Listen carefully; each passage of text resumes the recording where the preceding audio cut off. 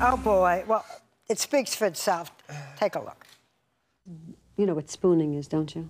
I think so. Spooning? Yeah. So he was like whispering, he was holding me and whispering in the back. Sleeping spoon Yeah, stock. sleeping like spoon stock, cuddling in bed. Is that what we're talking about? Right. Yeah. And we were just about to fall asleep, I thought, you know, and he says, I don't want to fall asleep. And so I say, why not? And he says, because then I'll miss you. I had to say something. See, it's funny. So there was a song written about this. Yes. Yeah, was it Diane Warren? Mm-hmm. Yeah, she wrote the, Dionne Warwick? No, Diane Warren, the songwriter, saw this interview and wrote this song, which is was it Independence Day or? I think so. It was a big hit. Right. All because I don't want to go to sleep because I'll miss you, something like that. Something really corny. Would you and Barbara ever make a film together? You know, direct it? In all this time, in this 13 years we've been together, we have read about 4 scripts together, both thinking, oh boy, I hope this works, you know. Yeah. And we'll read it alive. And matter of fact, we did one like 2 weeks ago. And then you know, when you turn the last page and close it, if you're not inspired, it doesn't happen, you know. You have to go, oh, we got to do this. She's working on a film now.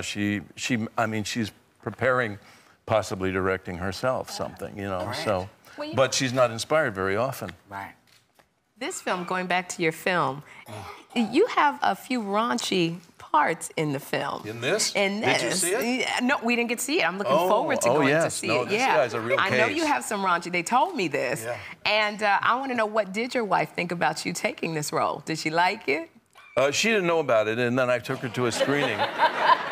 and she laughed. You know, I don't know if anybody saw Hangover, but you know, all the way through it, you go, this is really tacky, and you're laughing, and then you go, that was really tacky, and then you're laughing. Bruno was like that, Yeah. Bruno, I couldn't believe what I would. You know, there's something about looking under the carpet that is just so refreshing now. Yeah. We're doing it more and more sexually and with everything, and it's only healthy. I like to do it on the carpet rather than under the carpet. But hey, your choice. You know, your son Josh also is a wonderful actor. We love Josh. Yeah. And you both played Republicans in your day. And I don't know what your affiliations are, but you're married to Barbara, so you must be a Democrat. I'm Democrat, I'm forced to. Or you'd be tearing each other's hair out. But you played Reagan.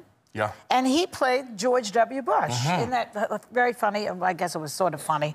More tragic to me, but whatever. About George W. I think he heard the same thing that I heard afterwards. Right. That a lot of people understood these personalities and what drove them after they saw the movie.